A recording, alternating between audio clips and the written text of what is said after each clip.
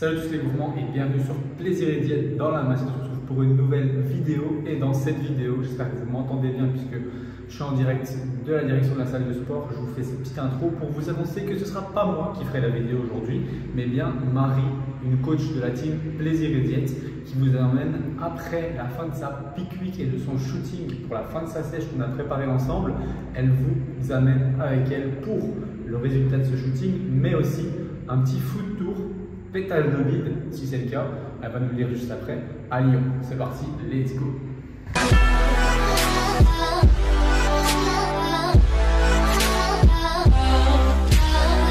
Alors, foot tour, oui et non, dans le sens où je vais vous amener dans cette aventure avec moi. Je vais vous expliquer, on va reprendre les choses depuis le départ. Je vais vous expliquer un petit peu pourquoi je me suis lancée là-dedans, comment ça s'est passé, l'issue bien sûr avec le shooting et le délicieux repas que j'ai fait juste après. Mais est-ce qu'on part sur un foot tour? Pas vraiment, dans le sens où j'étais tellement dans les vapes, honnêtement, après cette peak week que j'ai pas filmé en mode foot tour. Mais je vais vous montrer ça au fil de la vidéo, vous allez très vite comprendre.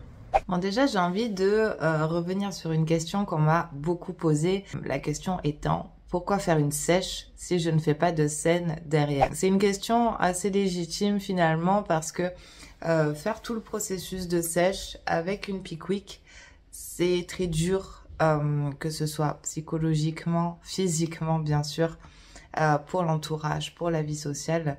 C'est quelque chose de compliqué, qui prend du temps, que ce soit du temps au quotidien, que ce soit sur son temps personnel, sur le temps de travail, etc. Et se lancer là-dedans, quand on n'a pas d'objectif de compétition derrière, ça peut paraître bizarre. Du coup, ici, mon objectif, il était double, voire même triple en réalité. Le premier, c'était le challenge personnel. Je voulais me prouver à moi-même que je pouvais y arriver du début à la fin. Que je pouvais faire ça et que surtout, en plus je m'étais mis un challenge dans le challenge, l'inception du challenge. Je voulais maintenir toutes mes charges et tout mon volume d'entraînement du début à la fin jusque vraiment le shooting. Chose que j'ai réussi. Bon, au final, j'ai rien gagné à part ma propre satisfaction personnelle et c'est ce que je voulais. Je voulais me prouver que c'était vraiment un combat mental et que le corps était plus fort que ce qu'on pense. Que même si la tête elle veut pas, le corps est fort et la tête est faible.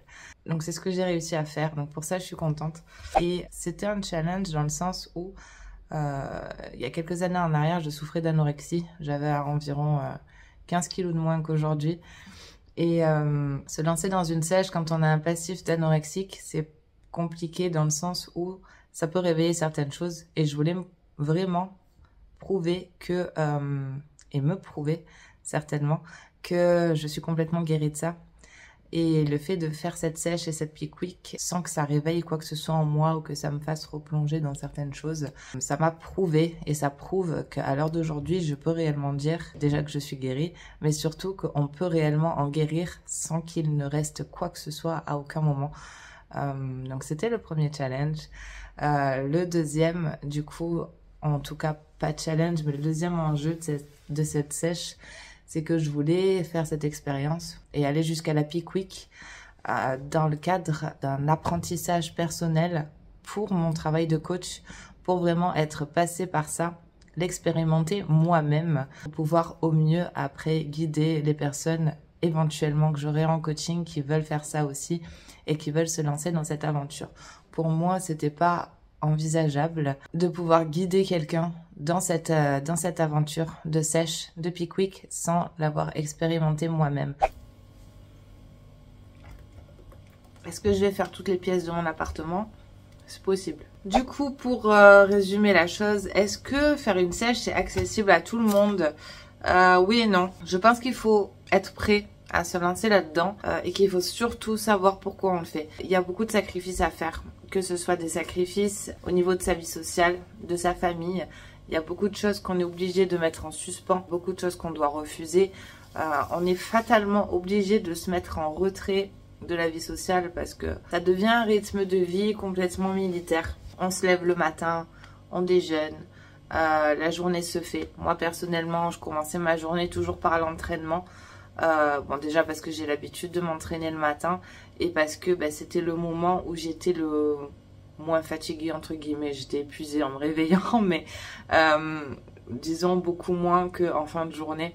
Donc le matin, je me levais, je prenais mon petit déjeuner, j'allais m'entraîner, j'enchaînais l'entraînement avec le cardio parce que j'avais pas le temps de séparer les deux. Je rentrais manger, j'enchaînais avec le travail, le soir je partais faire mon NEAT. Après en rentrant, je remangeais le dîner avec ma fille, je travaillais encore et j'allais me coucher.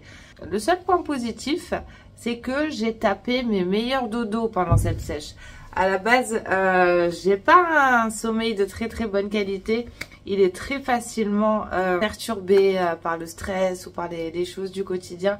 Mais alors pendant la sèche, j'ai tapé mes meilleurs dodos. Je touchais le lit, il n'y avait plus personne. Je partais dans un coma profond jusqu'au matin que le réveil sonne.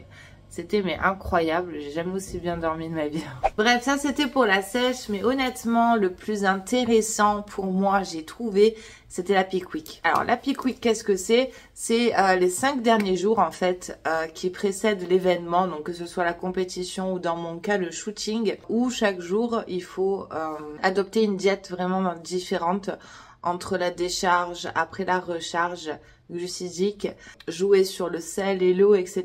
Donc c'est tout un processus et tout un protocole particulier à respecter. Il sera différent bien sûr pour chaque personne. Et pendant ces 5 jours, on peut vraiment voir l'évolution physique. C'est-à-dire que d'un jour à l'autre, le corps n'a pas du tout le même aspect et c'était vraiment incroyable. Bon alors attention, c'est 5 jours très difficiles parce qu'au niveau de son alimentation, on mange des choses improbables à des moments improbables de la journée, c'est-à-dire qu'au petit déjeuner, certains jours, j'avais juste du poulet à manger. C'était vraiment une alimentation improbable, en tout cas pour moi. J'ai pas l'habitude de manger du poulet grillé le matin au réveil. J'ai vraiment vécu ça, en fait, comme une expérience que je menais sur moi-même, mais en tant que spectateur, comme si j'étais sortie de mon corps et que j'étais là avec mes notes et je menais l'expérience sur quelqu'un de lambda, un cobaye, sauf que ce cobaye c'était moi-même et c'était vraiment hyper enrichissant et surtout hyper intéressant. Avant de démarrer cette Peak Week, je vous cache pas que j'avais un petit peu d'appréhension concernant l'appétit, surtout parce que au niveau de la nutrition, de l'alimentation, il faut se restreindre pas mal au niveau du volume alimentaire, etc. Honnêtement, j'étais tellement épuisée physiquement du rythme et tout que j'avais pas faim. Peu de choses que je mangeais en termes de quantité, ça me rassasiait en fait tout simplement.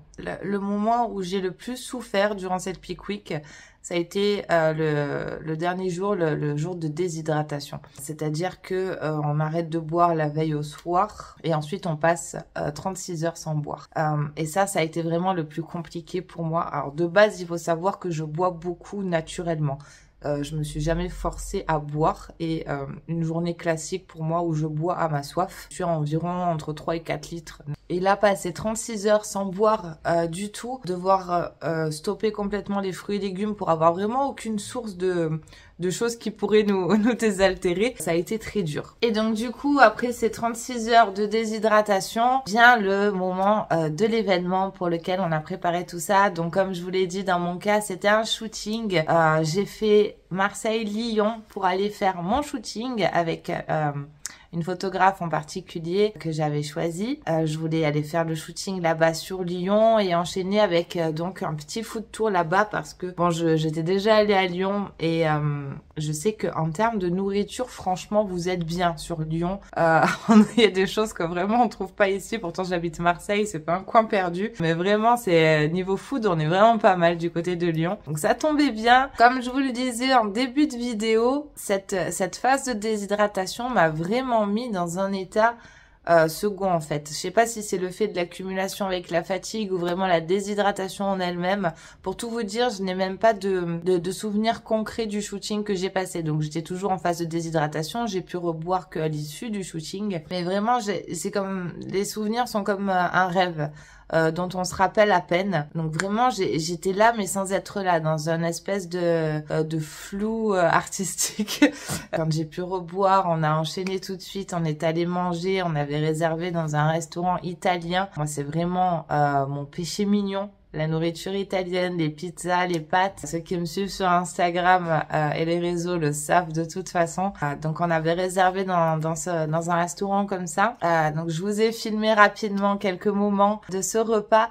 Mais vraiment, je l'ai pas fait en mode food tour comme on peut le voir habituellement. Donc pour deux raisons. La première, comme je vous l'ai dit, c'est que j'étais vraiment dans un état où j'étais pas vraiment là. Donc j'ai pas vraiment pensé à faire des rushs corrects pour vous les partager en vidéo. Et le deuxième point, c'est que je n'avais pas faim. C'est-à-dire que quand on passe des mois comme ça à se restreindre, à manger peu en quantité, surtout les derniers jours, en termes de quantité, c'était d'un ridicule, mais l'estomac se rétrécit tellement, l'appétit s'adapte, je n'avais pas faim. Donc j'ai sur le moment, ce repas, je l'ai mangé, mais sans avoir faim. Déjà, je n'avais pas spécialement faim. Je me suis fait donc cette magnifique pizza qu'on s'est partagée. Ensuite, j'ai pris des pâtes à la truffe qui étaient incroyables. Honnêtement, les saveurs, quand on passe tout ce temps sans pouvoir boire et en mangeant des trucs fades et insipides, parce que les derniers jours, on peut même pas saler ni rien. À partir du moment où vous remangez des choses avec du goût, les saveurs sont multipliées mais fois 1000 quoi. Donc ce repas, je pense que si je le remange maintenant, je l'apprécierai pas autant, mais j'en garde un souvenir incroyable. C'était d'un délice. Mais du coup, une fois que j'ai terminé mon repas, je n'avais pas faim, mais c'est comme si c'était passé, mais que c'était jamais, c'était tombé dans un trou noir. J'ai pas ressenti la satiété, mais j'ai pas ressenti la faim non plus. Et du coup, par la suite, bon, on a fait quelques adresses pour des petites pâtisseries que j'ai ramenées à la maison après. Mais je n'ai pas ressenti le besoin ni l'envie de manger en fait. J'étais juste contente que ça soit terminé, d'avoir vécu l'expérience jusqu'au bout, d'avoir réussi à tenir jusqu'au bout. Et je voulais juste partager le reste de la journée avec les personnes qui étaient avec moi à ce moment-là, sans me focaliser sur la nourriture ou quoi que ce soit, parce que c'était absolument pas ce dont j'avais envie pour le moment. Sur le reste de la journée, on a profité. Donc comme je vous l'ai dit, on s'est quand même arrêté dans quelques pâtisseries. J'ai ramené des petites choses à la maison. On s'est notamment arrêté dans une pâtisserie de flan sur Lyon. Donc ça s'appelle le flamboyant. J'en avais entendu beaucoup parler. Les flans sont incroyables. Il y a plusieurs sortes. J'avais pris le flan pistache, le flan cacahuète et le flan classique. Celui à la cacahuète était mon préféré, étrangement. Je suis très pistache, mais alors celui à la cacahuète était incroyable. Ensuite, on s'est arrêté dans une boutique de cookies. On m'avait recommandé cette adresse. Et c'était tout. Donc, c'est pour ça que je vous disais food tour, mais pas vraiment. Quoi qu'il en soit, j'en garde un très bon souvenir. C'était une expérience vraiment enrichissante que je ne regrette pas, que je suis même prête à recommencer, à vrai dire. On m'a beaucoup posé la question, pourquoi ne pas en profiter pour faire une compétition, ce genre de choses. C'était pas ce que je voulais cette fois-là. Donc, est-ce que je suis fermée à l'idée de faire une compétition un jour? Non. Est-ce que j'en ferai une? L'avenir nous le dira. On verra. Ce qui est sûr, c'est que je retenterai l'expérience de la sèche. Est-ce que donc du coup, lorsque je retenterai l'expérience, cette fois-ci, ça finira par une compétition? Je dis pas oui, je dis pas non. On verra bien.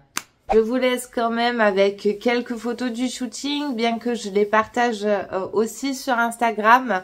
Mais voilà, je peux pas finir la vidéo sans vous montrer un petit peu le résultat de ce joyeux bazar. J'espère que ça vous aura intéressé, que mon retour vous a plu et vous a intéressé.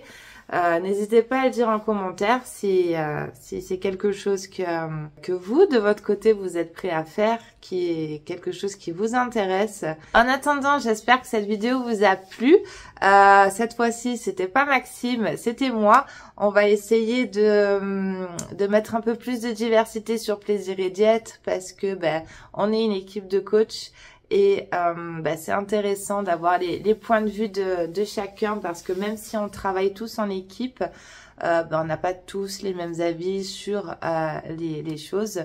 Donc c'est toujours intéressant d'avoir des retours d'expérience de chacun et que chacun partage sa manière de voir les choses, sa manière de faire. Et après, bien sûr, on vous partagera des trucs un petit peu plus food. Et voilà, si vous avez des suggestions de vidéos, en tout cas, n'hésitez pas à les mettre en commentaire. En attendant, j'espère que cette vidéo vous a plu. Si c'est le cas, je vous laisse cliquer sur j'aime et même vous abonner. À la prochaine pour une autre recette ou une autre vidéo.